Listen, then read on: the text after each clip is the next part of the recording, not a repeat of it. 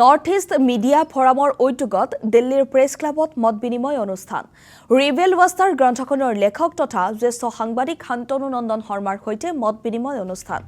বাষ্টাৰৰ ইতিহাস মাওবাদীৰ আন্দোলন আৰু ভাৰতৰ আভ্যন্তৰীণ সুৰক্ষা পৰিস্থিতিৰ বিভিন্ন দিশৰ ওপৰত আলোকপাত কৰে মত বিনিময়ৰ পূৰ্বে জ্যেষ্ঠ সাংবাদিক সঞ্জীৱ বৰুৱাক সভাপতি হিচাপে লৈ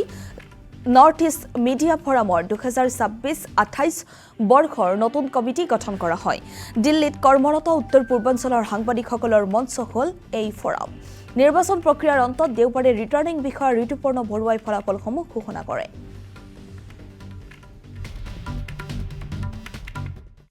মই ৰিবেল বাষ্টাৰ বুলি যিখন কিতাপ এই কিতাপখন প্ৰকাশ কৰিলো এই কিতাপখন মই বহু বছৰ ধৰি বাষ্টাৰলৈ গৈ আছিলো সাউথ ছত্তীশগড়ত দক্ষিণ ছত্তীশগড়ৰ ঠাই আৰু কিছুমান কথা গ্ৰাউণ্ড ৰিপৰ্টিঙত বুজি নাপায় সেই কাৰণে মই বুৰঞ্জীৰ সহায় ললো মই ইনস্ক্ৰিপশ্যন পঢ়িলো মই যিবিলাক প্ৰাইমেৰী সোৰ্স আছে সেই প্ৰাইমেৰী সোৰ্সবিলাক চাই এনেকুৱা কিছুমান মই কথাৰ প্ৰকাশ কৰিছো এই কিতাপখনত যিটোৱে কণ্টেম্পৰী আমি জাৰ্নেলিষ্ট হিচাপে ক'ৰবাত গৈ ৰিপৰ্টিং কৰিলে সেই কথাবিলাক গম পোৱা নাযায় উত্তৰ পূৰ্বাঞ্চলৰ বিষয়েও ইয়াত দুই এটা কথা জড়িত হৈ আছে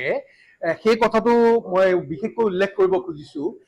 এটা হৈছে লেট 1990sত নাক্সালৰ কেইবাটাও গ্ৰুপ আছিলে